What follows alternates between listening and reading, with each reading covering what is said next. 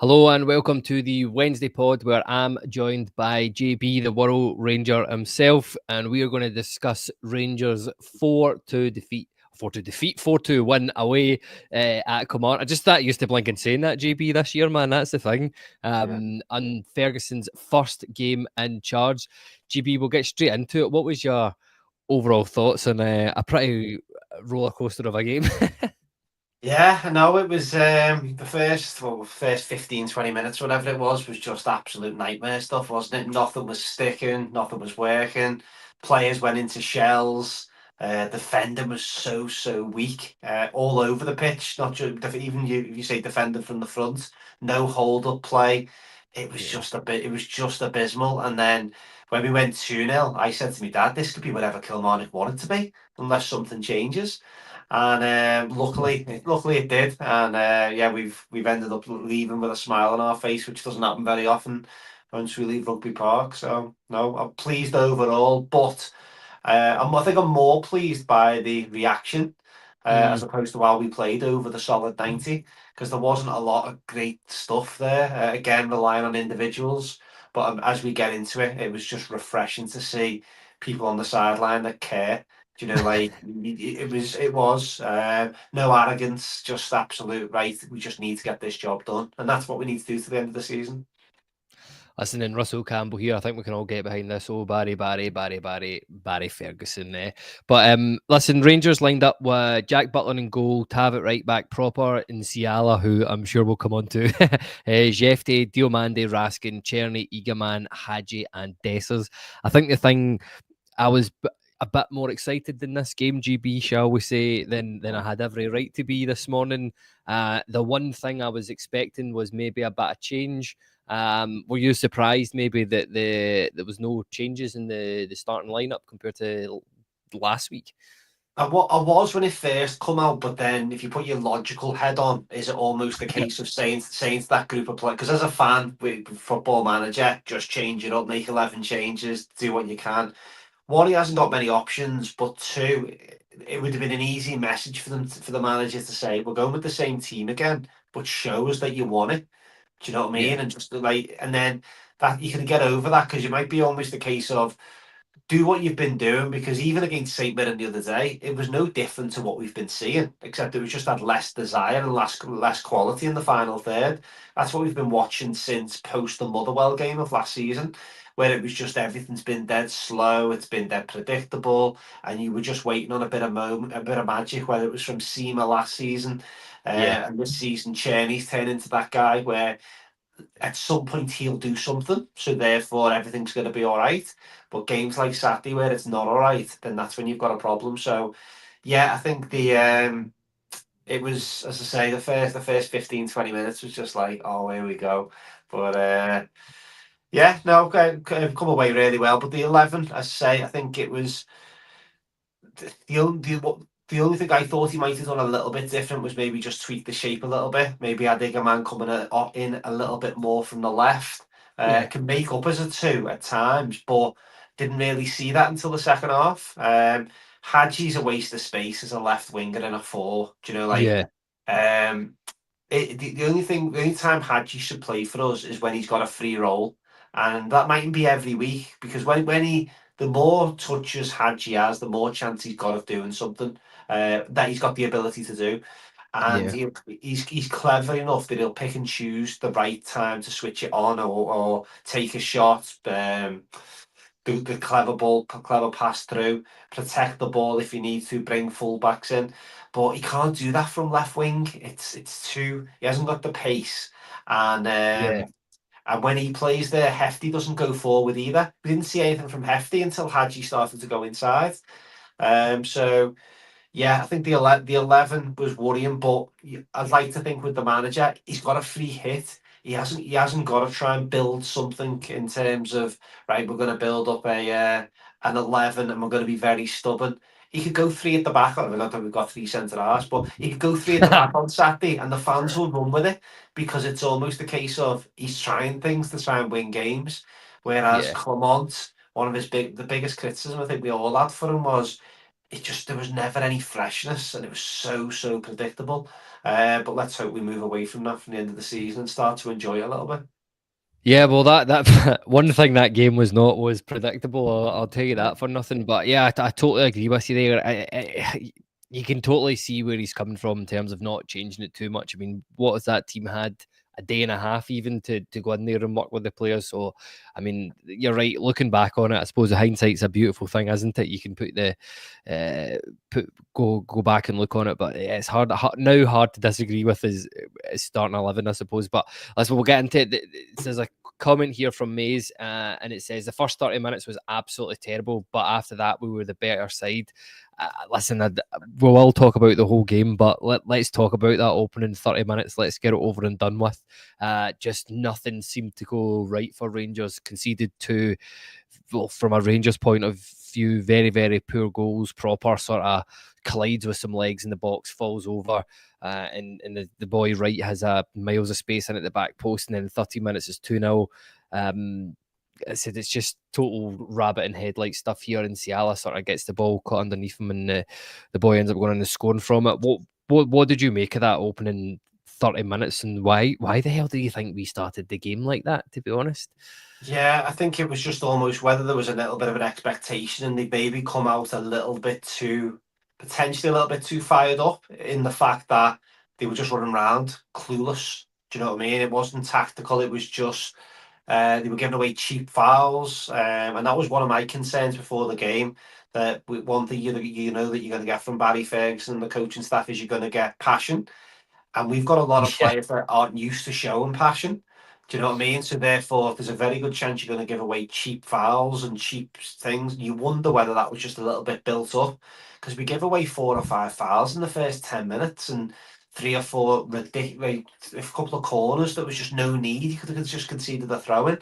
So it was almost as if they were all up to high-o. They didn't know how to deal with the situation.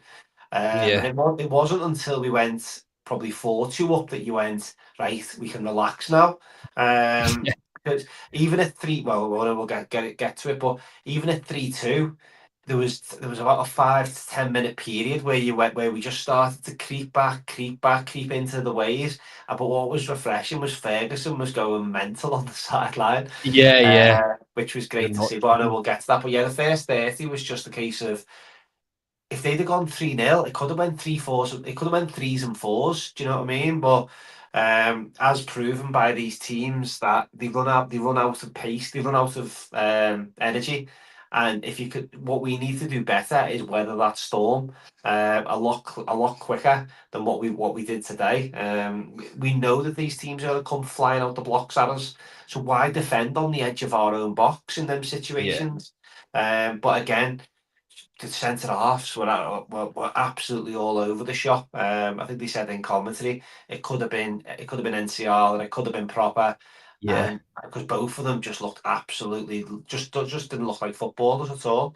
I thought Robin Proper actually done quite well at winning first headers. yep, In terms of the long ball, that's probably something he's kind of added to his game since he come in. Even the same on Saturday, he actually won quite a few from like long punts. But when it comes to just small little touches or small nudges where he hasn't got chance. It's almost as if him and NCR, I think that nobody's ever going to challenge them. Same with yeah, NCR on Saturday. It's almost as if, and whether that's an Italian football thing or where it's almost a case of players don't get close and don't get as physical, but the pair of them just looked as if they were playing in a charity match where it was non-contact. And unfortunately, one thing you're going to get when you go up to Rugby Park is plenty of contact. yeah. So yeah, I think we got away with one there in terms of the first 30 minutes with it only being 2-0. But yeah, Yeah, no, listen, I totally agree with you there. Some of the comments coming in here, Daryl Purso in his blue boot says the defence let us down again. We should have got Katic in January. Too late for that. He's tearing it up down at Plymouth yeah, Argyle and still sharing the love for Rangers, which is always good to see. right. Luke Gibson says Inciala has a lot to learn against physical teams. His purple patch is gone. Still loading 235 says I actually enjoyed watching Rangers for the first time after the first 30 minutes for the first time in ages. But listen, let's get into that. It was exactly on the 30-minute mark. Rangers 2-0 down. As I say, I mean, I've written down here, we were utterly pathetic in that first 30 minutes. It was just almost like they chucked it again for the second match in a row. Didn't think we'd be here talking about 4-2, but something that we've not seen under the Clement reign was a change being made, that reacting to seeing how bad that was in the pitch. As you said, I felt it was pretty harsh on Clinton and Ciala, but it ultimately sort of paved the way. Tav going on the inside, Ridvan going out wide, just gave us a really good base, a really good foundation to stand on. What do you, first of all, I'm taking you're giving credit to Barry Ferguson and the management team for ultimately making that substitution, because it did change things. Yeah, as I say, I think it was so obvious, but I think we're probably conditioned now to it being a shock. Do you know what I mean? In terms of that Yeah. happening, Yeah. we almost say it was a Wrexham moment at Parkhead. It's that Yeah. it doesn't happen that often. Fair play to Insalia. He could have when he come Enciala, sorry, when he come off. He headed for the manager. Seen a few people on Twitter saying, "Oh, the manager's just blanked him in disgust." I think Yeah. Barry at that point was just a rabbit in the headlights as well. Yeah. Yeah. Um, but fair play to him. He went over, he shook the manager's hand, he sat down, and hopefully he's better for it. However, he hasn't learned his lessons from Saturday, which is a worry for me. There was 3 or 4 opportunities there to be able to just show a bit of muscle, bit of character, because that's what he was doing when he first come in. He was showing he was Yeah. strong, he was powerful, but then switched off. But yeah, no, fair play to the manager. It would have been easy just to try and ride it out till half time, not upset anyone, and just kind of keep it rolling. They mustn't be seeing a lot in Fernandez. For him not to be given a chance, but maybe there was a little bit of a fear of the plastic pitch, like for like. Maybe didn't want to swap, didn't want to upset Proper too much. We know that Tav and Proper have had a little bit of experience playing together in that position. Old Trafford, for example, there was a long period where Yeah. them two were the centre half pair, and you know what? They just look so comfortable. I said to my dad, I don't think Tav lost a header, and from the Yeah. 30th minute on. And who Tav I actually thought actually started the game shocking. My note said Yeah. I had a little note for every player, and his first 30 minutes was spineless. Uh, Yeah. in possession, he was giving it away. He was pinging high balls up to Cherney. He was pinging high balls up to Dessers, who were just getting absolutely bullied. And you're thinking, come on, grab the ball, and that not just Tab, but everyone. There was no one there today in that first half that wanted to carry the ball. I don't know whether it's just a modern way of playing where we've got to make as many passes as we can. But if you watch them over the other side of the city and where they have so much success, it's because they've got players that are brave enough to carry the ball for 10, 20, 30, Yeah. 40, 50 yards if they need to. We seem to be conditioned to want to just play 10-yard passes, 5-yard passes. Diamandi's brilliant at carrying the ball at pace. He does it in Europe. We see it. Raskin can Yeah. carry the ball at pace. Tav can do it. But for some reason, they're all just that petrified of giving the ball away. I'll just make an easy pass. And hopefully the manager can kind of, if we're seeing that, the management team have got to be seeing it. The difference I think we'll see, obviously we haven't heard Barry's presser yet, but I think he'll come out, and I'm hopeful he's really critical about the first 30 minutes and goes to town Yeah. on them, just as a bit of a statement, because that's what the fans want to hear. We want to hear honesty. Whereas Clement, one, we wouldn't have came back and won 4-2 today with Clement, but two, he'd have just brushed over it as if it was absolutely fine. And that them first 30 minutes were totally unacceptable. And I'm hoping that the players will reap the rewards of the next few months, because they're gonna know when things aren't acceptable. Yeah. You've seen him pulling. One thing I've seen today for that I haven't seen all season, and again it might be because it's something new. Me and my dad were both talking about it. The amount of coaching that the staff were giving the players in the moment. Yeah. Pulling players over, having little chats, pointing at things. Ferguson looked like he was having a little bit of a go at Raskin about something.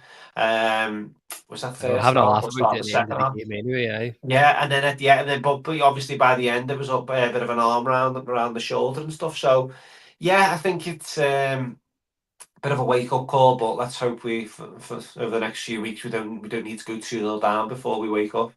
Oh, God, listen, I can't be doing that every week. But look, Gibson here, 97 says Tav was so composed at centre back. Really hard to disagree there. But it's just the irony that a guy who's been at Rangers for 9 years now, been slaughtered for his defending, and it turns out he's actually not too bad or he's better than the two centre backs that we've got at the club at the moment.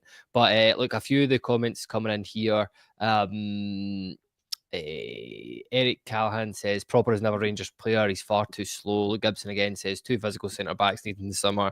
And Ian Mitchell says Billy Dodds is that big lump in training. He could be ideal for Nsiala. But listen, Rangers after that, that's us finished talking about the start of the game. But after that, it was I just really wasn't expecting this. JB Rangers just really went on. We became more direct.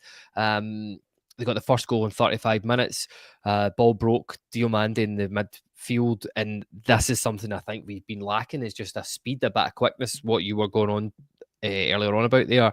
Czerny, for me, this was the only bit of quality that Rangers had up until this point, but it was a really, really good finish. What did you make of Rangers in that sort of, from scoring that goal into the next 10 minutes? They could have had another few goals here. Just something seemed to, I don't quite know what it was, but something just seemed to change, and we just seemed to click, and we were getting balls and just a bit more zippy, a bit quicker. Yeah, you've walked past the Nigerian Nightmares 2 sitters quite well. Have we given them a night off? Yeah. Yeah, we had to score then, didn't we? It was just almost a case of if we hadn't scored then would we have scored? I think Igaman, we spoke about it in the WhatsApp group, but we just weren't getting the ball to him at all. He was getting into space, but we were deciding to give the ball to Dessers in one-on-one situations ahead of giving it to him, which is just absolutely crazy. We know Dessers only scores the hard ones, so I don't know why we're trying to put tap-ins on the plate for him, but he's I think the goal kind of sparked us into life. One thing we were saying is it was quite a physical game today in terms of both teams like trying to put themselves about. Once we got a bit of confidence, once we got one back, there was one where the ball went over the top for Dessers, and all he done was just leant in, and the referee was dying to give a foul against them. And then 30 seconds later, same long ball, and Proper got a nudge and missed it, but didn't he play on? It was almost a case of you could tell the Rangers players were getting rattled because they were getting some real physical ones against them. I know Hadji had one where the boy stepped over the ball and threw his body in, which I've got no problem with if it's consistent both ways, because you want to see that physical element in the game. But yeah, as I say, the cracking ball from Diamandi, seeing the pass, who was, I thought, I mean, I know people will sometimes get criticised for slagging Diamandi, but he does show lots of quality in small spaces. One of my big frustrations about him is the way he screams for the ball when he's standing behind players rather than actually running into space. I've said, I don't know whether it's just he seems to just do this with his hands in the air as if, give me the ball, and then as if, oh, at least I asked. Well, move. Do you know, and I don't know whether it's because he's that confident within his own ability that he can take the ball in tight spaces, but he's expecting players like Raskin, who's just bust his gut, to be able to nutmeg someone, to be able to get the ball to him. But no, cracking ball through, and Czerny was giving me vibes of, was it Malmo away? I can't remember. There was an away game where Czerny went 1-on-1 and he put it past the post, and it was like, it was Malmo. Oh no, I can't remember who it was. No, was it Malmo? And but then he slotted it, and then you thought, right, here we go, let's go now, and then that was it then. So no, it was pleasing to get the goal going into half time. It probably made the manager's job a little bit easier. Because he potentially would have had people up against the wall at half time, but at least with 2-1 there was a little bit of hope, and the players responded from there, to be fair. I know, listen, the amount of money that Rangers could make if they just put a GoPro in the corner of the dressing room at half time and fired that footage up on Rangers TV, I think there'd be an influx of cash and fans paying to see that. But well, as you said, American owners don't give them the idea. Listen, I'd pay silly money to see that in the dressing room. But eh, it was Rangers needed a goal in that first half. It was a really good time to get the goal. And I said that I'm not too sure we would have gone on and pushed on from strength to strength if we didn't get that goal in the first half. But half time comes and goes. Rangers start the second half well. 52 minutes. It's a goal from a set piece. Dessers finds the ball. I don't know if this had been worked on, but again, it seemed to sort of generate a bit of space in the middle of the box. It was a good header. It was on target. Again, all Rangers deserved at that point to be level. And then 61 minutes, I've written down a massive expletive here in my notes because I just could not believe what I was seeing. Rangers were doing well, being a bit more direct. I mean, that's certainly something I think I'll ask you, GB, if you felt that we were a bit more direct tonight. But what a ball this was from Ridvan. Dessers, I was going, what are you doing? Surely you're not opening your body up to hit this here. Go and get it. Like, don't let the ball bounce. Find a man and it just hits it. And that it's an unbelievable finish. Bluebells are blues. Sums it up nicely here. He says, Dessers drives me insane. 2 sitters missed, 2 scored, and one of them a peach. If he was consistent, he'd be some player. But it was all Rangers deserved at that point, and I was chuffed to bits for the team and the management team for Rangers to be able to get themselves 3-2 back into that game at that moment. Yeah, I think the first goal was just a little bit of a taste of Motherwell's own medicine, wasn't it, in terms of just putting the ball into a good area. I'm quite critical of Tavernier taking 25 minutes to jog over to the left-hand side to the corners normally. But it was a really good cross into the box, plenty of movement. And Dessers with just hit the target, really, wasn't it? Not very often you get that much space, bang centre of the goal. The second one, yeah, it was just classic Dessers. 90 minutes of Dessers today, wasn't it? In terms of everything that you'll see, poor hold up play in the first half, all over the place, missed 2 sitters, and then bang, he arrives. Good, Yeah. same with the equaliser, and the second goal, as you touched on it. You got to put once this fella leaves, you got to put a reel together of some of the goals that he scored, and you're gonna go. Like, he's unbelievable. Whoever he signs for next is going to be so excited because they're just going to get this reel of like absolute worldies all over the place. Did he even? I can't picture whether he even did he touch it Nah, before he shot. He first just time. put his foot through it. Yep. I mean, hell of a ball from Midvan. Like that's De Bruyne stuff in it. Like in Yeah. terms of like go and hit that. Like, um, What did you make of Ridvan tonight? Out of interest, do you think he changed the game when he came on it at Yeah, right I back? think Or he offered a little bit of energy. I think he had quite a bit of space. He had quite a bit of space to go into. I actually think because Cheney plays so far wide. Normally, there's space for him to run into that we probably don't see Tav getting into as that we've been used to in previous years. But no, I thought he done okay. It was very similar to his old firm performance in terms of the 3-0 game.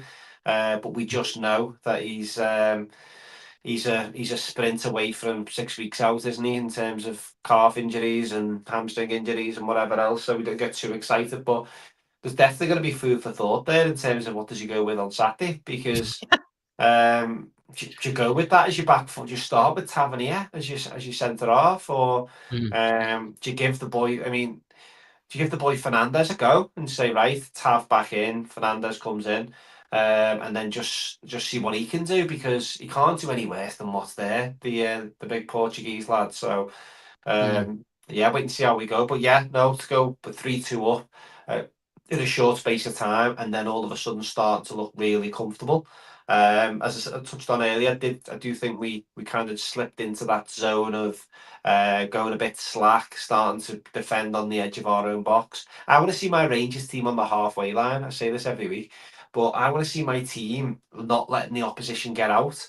But they're Yeah. obviously just petrified to do that because of the your main centre half can't run, isn't comfortable defending, and yeah. So I think what you said, one of the comments there brought it up in the summer. We need 2 quick, um, dominate centre halves for next season, who are relatively comfortable on the ball. Now you might say, well, every club wants that, and they're not necessarily out there, but Yeah. if you'd have had Mayo, for example, if you had their 2 centre halves playing today for us, we probably don't concede two of them goals at the start of the game. Do you know what I mean? Because you'd have had people wanting to happy Yeah. to get hurt for the cause. I'm not having that. Them two that we started with tonight would do the same. Yeah, no, just two fit suitor clones would be absolutely perfect at centre half. But Rangers kept pressing, kept pushing on. As I said, limited to Kilmarnock to very few chances in that second half. I think there was a stat as well that was mentioned by the Sky Sports team that, and I think it was only in out of the last 20 games, only 6 times that Rangers had lost a goal. The first goal had they come back to then go on and win a game, which just shows you how even more of an impressive a victory that was. But 84 minutes, Dio gets his second assist of the game, and this just kind of summed up the way that I felt Rangers were trying to be in this, a bit more direct. And if Dio finds Bayrami and he just hits it low and hard, at first I thought, oh God, this is all you had to do was pick a side, son, and you've hit it right at him. But he did get a wee bit of luck, and it's finished right in the top left hand corner of the goal here. But do you think that Rangers were a bit more direct tonight than they have been under Clement? I know it was mentioned, I'm sure it was Joshua Barry on Twitter was talking about how the Cherny and Hadji, when they were playing, the wingers were sort of pushed a bit more centrally, allowing the fullbacks and the forwards to get a bit more space. What did you make of that, and did you feel we were more direct tonight? Well, second half, I thought we seemed to play as a team in the second half as opposed to playing as individuals. It felt like you're seeing kind of players 1-2s playing running in blocks, whereas like Jeffy was getting forward and he was hitting that there was what 2 or 3 times he actually beat the fullback coming in from the left hand side. And why is it taking him till 70 minutes to do that? He's proved. I mean, if you without jumping back too much, if you think of the 3-0 game against them, 80 or 85th minute or something, Jeffy was galloping down the left hand side and cut one back for Danilo, who finished. Yeah, So he's obviously got a bit of an engine on him, and he's fit. I don't think he's someone that we utilise anywhere near as much as we should be.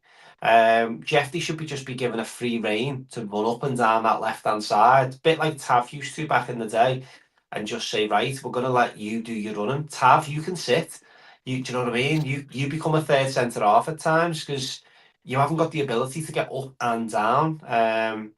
And he's proven that he can slip in at centre half, no bother.